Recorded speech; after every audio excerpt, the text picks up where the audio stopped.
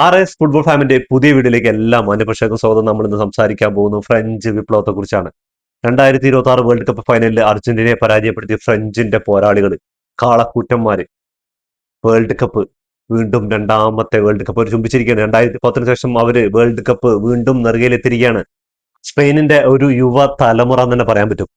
അതിൽ പരിചയസമ്പന്നതയോട് കൂടെ വന്നപ്പോ അവര് അർജന്റീനയെ ഫൈനലിൽ ഒന്നും അല്ലാതാക്കിയിട്ടാണ് അവര് എന്താ പറയാ, ഒരൊറ്റ ഓൺ ടാർഗറ്റ് അടിക്കാൻ വിടാതെ, ടാർഗറ്റ് ഇല്ല, ഓൺ ടാർഗറ്റിലേക്ക് ഒരു ബോൾ പോലും അടിക്കാൻ വിടാതെ അവരുടെ ഡിഫൻസ്, അതേപോലെ തന്നെ കളിക്കാൻ ബോൾ കൊടുത്താലല്ലേ, അർജന്റീന എന്ന് പറയുന്ന ടീമിന് കളിക്കാൻ ബോൾ കൊടുത്തില്ല. കൊടുത്ത ബോൾ കളിക്കാൻ പറഞ്ഞാൽ അത്രയും പെട്ടെന്ന് റിക്കവർ ചെയ്തിട്ട് ഇവര് കളിയിലേക്ക് തിരിച്ചുകൊണ്ടിരുന്നു. എമ്മാതിരി പെർഫോമൻസ്, എമ്മാതിരി ടീമിടും, ഡിഫൻസ് ആയിക്കോട്ടെ, മിഡ്ഫീൽഡ് ആയിക്കോട്ടെ, അറ്റാക്കിംഗ് ആയിക്കോട്ടെ. ഹെമി മാർട്ടിനസ് എന്ന ഗോൾ കീപ്പർ ഉള്ളതുകൊണ്ട് 7-8 സേവുകളാണ് ഇന്ന് ആ ചങ്ങായി നടത്തിയത്. അതിൽ എണ്ണം പറഞ്ഞ 3-4 ഷുവർ ഗോൾ ചാൻസ് ആയിരുന്നു. അപ്പോഴൊക്കെ ഭാഗ്യം അർജന്റീന തുണച്ചപ്പോൾ എക്സ്ട്രാ ടൈമിലേക്കും അതേപോലെ ഇഞ്ചുറി ടൈമും കഴിഞ്ഞ് പെനാൽറ്റി ഷൂട്ടൗട്ടിലേക്ക് പോകുന്നു വിചാരിച്ചു. പെനാൽറ്റി ഷൂട്ടൗട്ടിൽ പോകുകയാണെങ്കിൽ ടെൻഷൻ ഉണ്ടാവില്ല. എമി മാർട്ടിനസ് അമ്മാതിരി ഫോമിൽ നിൽക്കുന്ന അർജന്റീനയ്ക്ക് വിജയം. പക്ഷേ ഈ കളിയും കൊണ്ട് പെനാൽറ്റി ഷൂട്ടൗട്ടിൽ വിജയിച്ചിട്ട് ഒരു വേൾഡ് കപ്പിന് നീതിയില്ലാതായി പോകുന്നുള്ള കാര്യമാണ്. എന്താ പറഞ്ഞാൽ കളിച്ചതൊക്കെ സ്പെയിനും എങ്ങാനും പെനാൽറ്റി ഷൂട്ടൗട്ടിൽ ആ ഒരു വിജയിക്കാൻ പറ്റുകയാണെങ്കിൽ ആ വിജയത്തിന് അത്ര വലിയ തിളക്കം എന്നുള്ള കാര്യമാണ്. പിന്നെ മറ്റരാസി നെഞ്ഞുകൊണ്ട് ഇടിച്ചിട്ട് നെഞ്ഞില് സിനദിൻ സിദാന്റെ നെഞ്ഞിലിടിച്ചിട്ട് ആ ഒരു വേൾഡ് കപ്പ് നേടിയ പോലെ ഇറ്റലി ഇപ്പോഴും ആ ഒരു ശാപം പേറിക്കൊണ്ട് നടക്കണം. അപ്പൊ അങ്ങനെയുള്ള പരിപാടികളൊന്നും വേണ്ട എന്നുള്ള ഇത് എനിക്ക് ഞാനടക്കം ഉള്ള അർജന്റീന ആരാധകർ ആഗ്രഹിച്ചിട്ടുണ്ടാവും. ഈ ഒരു തോൽവി എന്ന് പറഞ്ഞാൽ എന്താ കാരണം എന്ന് പറഞ്ഞാൽ അത്ര നന്നായിട്ട് ഫുട്ബോളിനെ സുന്ദരമായിട്ട് കളിച്ചു, അത്ര ഗംഭീരമായിട്ടായിരുന്നു അവര്. ഈ കളിയല്ല, അവര് കേബോ വെർദെ ആയിട്ടുള്ള ആദ്യ മത്സരം സമനിലയിൽ പോയി. അപ്പൊ എല്ലാവരും പറഞ്ഞു ഈ സ്പെയിനാണോ, സ്പോർട്സ് ആണെന്ന് തോന്നുന്നു അവരെ പ്രഡിക്ട് ചെയ്തിട്ടുള്ളത്. അത് 2010 അവരിൽ തുടങ്ങിയപ്പോൾ 2026 അവരിലെത്തി നിൽക്കുകയാണ് ഈ പ്രഡിക്ഷൻ. അവരുടെ എല്ലാ പ്രഡിക്ഷനും കറക്റ്റ് ആയിരുന്നു. വേറെ എല്ലാവരുടെ പ്രഡിക്ഷൻ പാളിയപ്പോൾ സ്പെയിൻ വിജയിക്കുമെന്ന് സ്പോർട്സ് മാത്രമാണ് പറഞ്ഞിട്ടുള്ളത്. അപ്പൊ ഇവരുടെ തേരോട്ടം ആ ഒരു കേബോ വെർദെ ആയിട്ടുള്ള മത്സരത്തിന് സമനിലയായപ്പോൾ എല്ലാവരും പറഞ്ഞു ഈ ടീമാണോ ഫേവറേറ്റുകൾ. പക്ഷെ പിന്നുള്ള കളികൾ, പക്ഷെ ഇവര് വലിയ ഗോളുകളൊന്നും അടിച്ചു കൂട്ടലില്ല. അടിക്കേണ്ട ഗോളുകൾ അവർക്ക് വേണ്ട സമയത്ത് നിർണായക ഗോളുകൾ. ഇപ്പോൾ അവസാന മത്സരങ്ങളൊക്കെ നോക്കിയാൽ പോർച്ചുഗലിനെതിരെ നോക്കി കഴിഞ്ഞാൽ ഒരു ഗോളിലാണ് ജയിച്ചത്. അതേപോലെ തന്നെ ഫ്രാൻസിനെതിരെ അവർക്ക് വേണ്ട സമയത്ത് അവര്, ബെൽജിയത്തിനെതിരെ, അർജന്റീനയ്ക്കെതിരെ. ഞാൻ 2014 വേൾഡ് കപ്പ് ശരിക്കും അതേപോലെയാണ് അറ്റംപ്റ്റ് നടന്നത്. പക്ഷെ അർജന്റീന അന്ന് ഗംഭീര കളി എടുത്തിട്ടുണ്ടായിരുന്നു. പക്ഷെ ഇന്ന് എന്താ പറയാ, നിറം മങ്ങിയ പോലെ ഡിഫൻസ് അടിപൊളിയായിരുന്നു. അർജന്റീന ഡിഫൻസ് എന്ന് പറഞ്ഞാൽ സ്പെയിനിന്റെ അറ്റാക്കിങ്ങിനെ ആ 116 മിനിറ്റ് വരെ പൂട്ടി എന്നുള്ളതിൽ യാതൊരു സംശയമില്ല. ഗംഭീര ഡിഫൻസ് ആയിരുന്നു. പക്ഷെ മിഡും അതേപോലെ തന്നെ അറ്റാക്കിങ്ങും, മിഡ്ഫീൽഡ് ഒന്നുകൂടെ ഡിഫൻസിലേക്ക് ഇറങ്ങിയപ്പോൾ അറ്റാക്കിങ്ങിൽ മെസ്സി മാത്രം ഒതുങ്ങി നിന്നു. മെസ്സിയിലേക്ക് ബോളെത്താനും എത്തിക്കാതെയും സ്പെയിന് അതിഗംഭീരമായിട്ട് കളിച്ചു എന്നുള്ള കാര്യമാണ്. സ്പെയിന്റെ കുബാർസി എന്ന് പറയുന്ന 19കാരനാണ് ഗോൾഡൻ ബോയ് ആയിട്ട് ഈ വേൾഡ് കപ്പിൽ ട്രോഫി നേടിയിരിക്കുന്നത്. അതേപോലെ തന്നെ റോഡ്രിഗാണ് ഗോൾഡൻ ബോൾ നേടിയിരിക്കുന്നത്. എംബാപ്പയാണ് ഈ വേൾഡ് കപ്പിലെ ടോപ്പ് സ്കോറായിട്ട്, വേൾഡ് കപ്പിന്റെ ടോപ്പ് സ്കോറായിരിക്കാണ്. മെസ്സിക്ക് ഇന്ന് 2 ഗോളെങ്കിലും കണ്ടെത്തണം, അല്ലെങ്കിൽ ഒരു ഗോളെങ്കിലും കണ്ടെത്താനായിരുന്നു എംബാപ്പയുടെ എപ്പത്രയെങ്കിലും. പക്ഷേ നിർഭാഗ്യവശാൽ മെസ്സി ഇന്ന് ഒട്ടും ഫോമില്ല. മെസ്സിയുടെ കാലിൽ ബോൾ എത്തിയിട്ടില്ല എന്നുള്ള അവസാന നിമിഷങ്ങളിലാണ് ആ ഒരു ബോൾ വന്ന് 2-3 ചാൻസുകൾ ആ ഒരു 115 മിനിറ്റ് ശേഷം സിമിയോണിക്കും അതേപോലെ തന്നെ 2-3 ചാൻസുകൾ കിട്ടിയിരുന്നു. പക്ഷേ ഭാഗ്യം ഇന്ന് അർജന്റീനയുടെ കൂടെ ആയിരുന്നു ചോദിച്ചാൽ ആയിരുന്നു എന്ന് തന്നെ പറയാം. അത്ര ഗോളുകൾ ഫസ്റ്റ് ഹാഫുകളിൽ പറക്കേണ്ടതായിരുന്നു. എമി മാർട്ടിനസ് എന്നുള്ള ഗോൾ കീപ്പർ ഉള്ളത് കൊണ്ട് മാത്രമാണ്. യമാലിന്റെയും അതേപോലെ തന്നെ എന്താ പറയാ, എല്ലാവരും ട്രൈ ചെയ്തിട്ടുണ്ട്. പക്ഷെ എമി മാർട്ടിനസ് അവിടെ ഉരുക്ക് കോട്ട പോലെ നിന്നു. പക്ഷെ ആളുടെ ഒരു ചെറിയൊരു നിമിഷം അതിൽ പാളി. എന്താ പറയാ, അത് മൊളീനയുടെ ഒരു ഡിഫെൻസീവ് ആ ഒരു അറ്റംപ്റ്റ് അത്ര മോശമായിരുന്നു.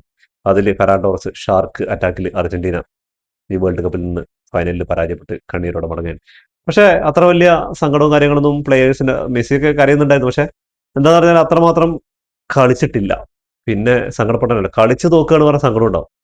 എല്ലാവരും പ്രതീക്ഷ പോലെ 80 മിനിറ്റുകൾക്ക് ശേഷം കമ്പാക്ക് വരുന്നൊക്കെ വിചാരിച്ചു. 90 മിനിറ്റിൽ എൻസോ ഫെർണാണ്ടസിന് ആ റെഡ് കാർഡ് ഓടിവിട്ടിട്ട് അർജന്റീന കളി കൈവിടുകയാണ്. പിന്നെ ഒരൊറ്റ ഓപ്ഷൻ എന്ന് പറഞ്ഞാൽ പെനാൽറ്റി ഷൂട്ടൗട്ട്. അവിടെ എന്തായാലും എമി മാർട്ടിനസ് എന്ന നമ്മുടെ ചങ്ങായി ഉള്ളതുകൊണ്ട് അർജന്റീനക്കാര് അതിലോട്ട് തന്നെ പോകുന്നു പ്രതീക്ഷിച്ചു. ഇനി 10 മിനിറ്റ് പോയിക്കൊണ്ടിരിക്കുകയാണ്. ഏതാനും നിമിഷങ്ങൾ ബാക്കിയുള്ള ആ സമയത്താണ് ഫെർണാണ്ടോസിന്റെ ഒരു ഗൺ ഷൂട്ട് വലയിലേക്ക് അർജന്റീന ആരാധകരുടെ ഹൃദയത്തിലേക്ക് തളച്ചു കയറുന്നത്. പറഞ്ഞിട്ട് കാര്യമില്ല, ഇന്ന് പെനാൽറ്റി ഷൂട്ടൗട്ടിൽ പോയി ജയിക്കേണ്ട ഒരു അർഹതയില്ല അർജന്റീനയ്ക്ക്. എന്താ കാരണം എന്ന് പറഞ്ഞാൽ അത്ര മോശം കളിയാണ് കളിച്ചത്. ഈ 116 അല്ല 120 മിനിറ്റ് കളിച്ചിട്ട് ഓൺ ടാർഗറ്റിലേക്ക് ഒരു ബോൾ പോലും വന്നിട്ടില്ല. സിമിയോന്റെ ആ ഒരു സ്പെയിന്റെ ഗോൾ കീപ്പറിന്റെ നേരെ അറ്റംപ്റ്റ് പോയി കഴിഞ്ഞാൽ ഇന്ന് ഷുവറായിട്ട് ചങ്ങായി എന്തെങ്കിലുമൊക്കെ മിസ്റ്റേക്ക് ആട്ടെ. എന്താ പറയുക, ബിഗ് ഗെയിമുകളിൽ മിസ്റ്റേക്ക് ആട്ടുന്ന ഒരു ഗോൾ കീപ്പറാണ്. എന്താണ് സ്കൊളോണിക്ക് പറ്റിയെന്ന് അറിയില്ല. ഇന്നത്തെ സബ്സ്റ്റിറ്റ്യൂട്ടുകളിലും അതേപോലെ തന്നെ ഫസ്റ്റ് ഹാഫിൽ തന്നെ അലിസാൻഡ്രോ മാർട്ടിനസിന് പരിക്ക് പറ്റുന്നു. കുട്ടി റൊമേരോക്ക് സെക്കൻഡ് ഹാഫിൽ പരിക്ക് പറ്റുന്നു. സ്പെയിനെതിരെ കളിച്ച എല്ലാ ടീമുകളും നോക്കിയാൽ മതി, ബെൽജിയത്തിന്റെ കാര്യം നോക്കിയാൽ മതി, ഫ്രാൻസിന്റെ കാര്യം നോക്കിയാൽ മതി, എല്ലാവരും ഡിഫൻഡർമാർക്കും പരിക്കുകൾ പണി കിട്ടിയിട്ടുള്ള കാര്യമാണ്. സ്പെയിന് അതിസുന്ദരമായിട്ട് ഫുട്ബോൾ എങ്ങനെയാ കളിക്കുക എന്ന് പറഞ്ഞ ഒരു വീഡിയോ ഗെയിം പോലെ, എന്താ പറയുക, ഇവരുടെ കാലിലല്ലാതെ ബോള് വേറൊരു ടീമിന് കൊടുക്കുന്നില്ല. ആ ഫ്രാൻസിനെ അന്ന് ഇങ്ങനെ പണി ഇട്ടപ്പോൾ തന്നെ വിചാരിച്ചു പണിയാണ് അർജന്റീനയ്ക്ക്. എന്താ പറഞ്ഞാൽ ഫ്രാൻസ് ആണെങ്കിൽ ഫൈനലിൽ കൂടെ കുറച്ചുകൂടെ പൊരുതാൻ എന്തെങ്കിലും ട്രൈ ചെയ്യുന്ന, ഇത് ബോൾ കൊടുക്കണ്ടോ. 30% ആ ഒരു ലെവലിലേക്കാണ് അർജന്റീനയുടെ ഭാഗത്ത് പൊസിഷൻ ഉണ്ടായത്. ഏഹ് പിന്നെ എന്താ പറയാ, ഇപ്പൊ റോഡ്രിക്ക് ഇത് ഡിസേർവ് ആണോ ചോദിച്ചാൽ, എന്താ പറയുക, മെസ്സി ഇന്ന് എന്തെങ്കിലും കാണിച്ചിട്ടുണ്ടെങ്കിൽ മെസ്സിക്കുള്ളതായിരുന്നു ആ ഗോൾഡൻ ബോൾ. പക്ഷെ മെസ്സി ഇന്ന് സത്യം പറഞ്ഞാൽ ഇന്ന് എന്താ മെസ്സിയുടെ ആ ഒരു അഗ്രഷനും ഇല്ല, ഒന്നുമില്ല. പ്രത്യേകിച്ച് ആ ബോള് ഉള്ള ഒരു അറ്റംപ്റ്റ്, എന്താ പറയാ, ബോള് അർജന്റീനൻ പ്ലേയേഴ്സ് ബോൾ എടുക്കണ്ടേ, അതിനുള്ള അറ്റംപ്റ്റ് വരെ ട്രൈ ചെയ്യണ്ടല്ല. ഡിഫൻസീവ് അവര് ഗോൾ അടിക്കാതെ 90 മിനിറ്റും എക്സ്ട്രാ ടൈമിലേക്ക് പോവുക, അത് തന്നെയായിരുന്നു പരിപാടി. പെനാൾട്ടി ഷൂട്ട് ഔട്ടിലേക്ക് എത്തിക്കുക എന്നുള്ളതായിരിക്കും. പക്ഷെ സ്പെയിനാണ്, ഇവരുടെ കഴിഞ്ഞ കളികളൊക്കെ നോക്കിയാൽ മനസ്സിലാൻ പറ്റും, ഏതെങ്കിലും ഒരു ചെറിയ ചാൻസ് അവർക്ക് വേണ്ടി അവസാനിപ്പിക്കും, അത് അവർ ഗോളാക്കി മാറ്റും. ഇന്ന് സബ്സ്റ്റിറ്റ്യൂട്ട് ആയിട്ട് ഇറങ്ങിയ, സൂപ്പർ സബ് ആയിട്ട് ഇറങ്ങിയ ഫെറാൻ ടോറസ് ആണ് ഇന്ന് ഗോൾ അടിച്ചിരിക്കും. എല്ലാ കളികളിലും അവർ നോക്കി കഴിഞ്ഞാൽ സൂപ്പർ സബ് ആയിട്ട് ഇറങ്ങുന്ന ആൾക്കാരാണ്. മൊറീനി ആയിക്കോട്ടെ, അങ്ങനെ ഗോൾ അടിച്ച് അവർ വിജയത്തിലെത്തിയത്.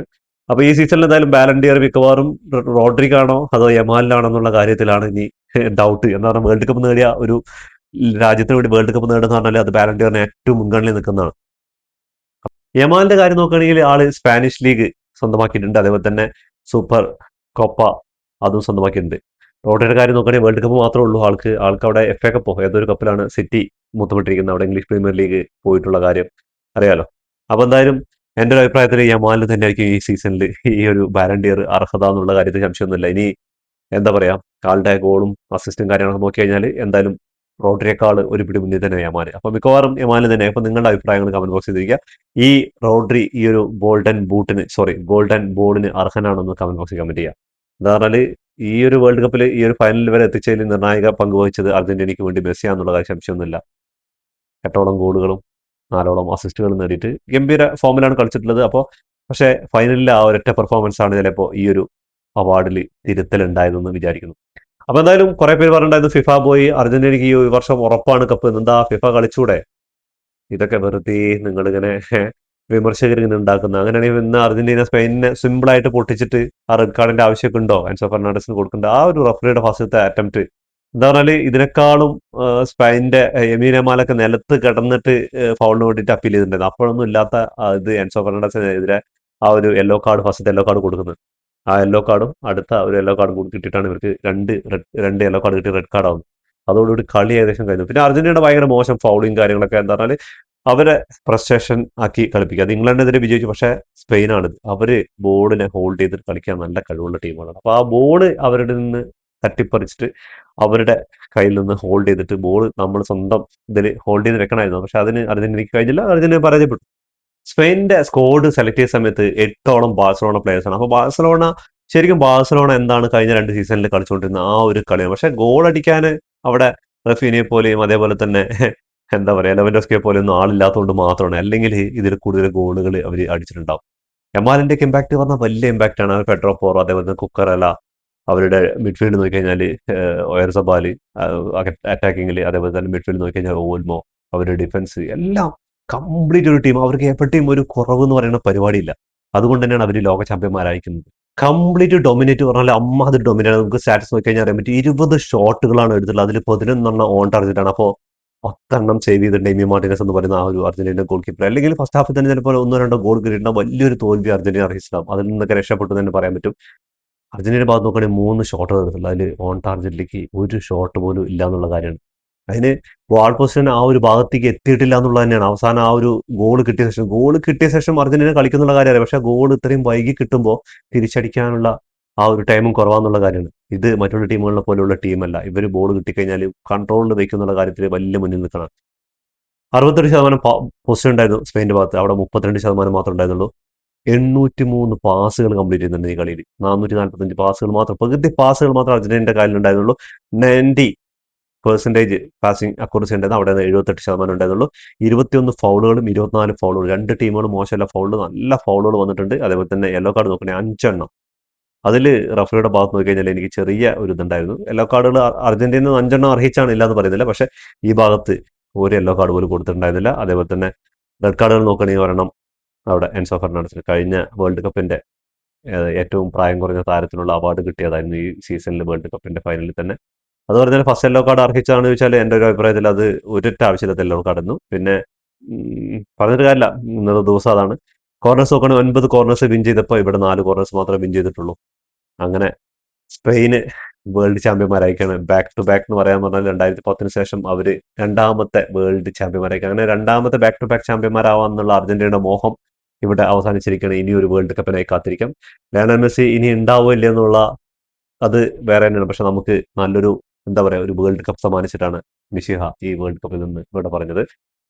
അപ്പൊ എന്തായാലും കുറെ ടീമുകൾ അർഹിച്ചു, പ്രതീക്ഷിച്ചു, പക്ഷെ ആർക്കും കിട്ടിയില്ല. സ്പെയിനാണ് കേരളത്തിലെ ഏറ്റവും കുറവ് ഫാൻസ് ഉള്ള സ്പെയിൻ തന്നെയാണ് ഈ വേൾഡ് കപ്പ് കിട്ടിയിരിക്കുന്നത്. അപ്പൊ എന്തായാലും സ്പെയിൻ ആരാധകർക്ക് 1000 ആശംസകൾ. അപ്പോൾ ഇതോടുകൂടി ഈ വീഡിയോ അവസാനിക്കുന്നു. ഫുട്ബോൾ ലോകത്തെ പുതിയ വിശേഷങ്ങൾ വീണ്ടും കാണാം. ഈ വീഡിയോ ഇഷ്ടപ്പെട്ട ലൈക്ക് ചെയ്യുക, ഷെയർ ചെയ്യുക, സബ്സ്ക്രൈബ് ചെയ്യുക. അതുപോലെ നിങ്ങളുടെ വിലപ്പെട്ട നിർദ്ദേശങ്ങളോ അഭിപ്രായങ്ങളോ കമന്റ് ബോക്സ് കമന്റ് ചെയ്യുക. ഇനി നാളെ മുതൽ ഇതിന്റെ നമുക്ക് ഈ വേൾഡ് കപ്പിൽ നടന്ന സംഭവങ്ങളെ കുറിച്ച് ഞാനും ബ്രഹാനായിട്ടുള്ള വീഡിയോസ് ഉണ്ടാവും. അപ്പോൾ എല്ലാവരും കണ്ട് സപ്പോർട്ട് ചെയ്യുക. അതേപോലെ തന്നെ ഇനി ക്ലബ്ബ് തലത്തിലുള്ള മാച്ചുകൾ ആരംഭിക്കാൻ പോകണം. അപ്പോൾ എല്ലാവരും കൂടെ ഉണ്ടാവണമെന്ന് അഭ്യർത്ഥിക്കുന്നു. എല്ലാവർക്കും ഒരു ശുഭദിനം നേരുന്നു.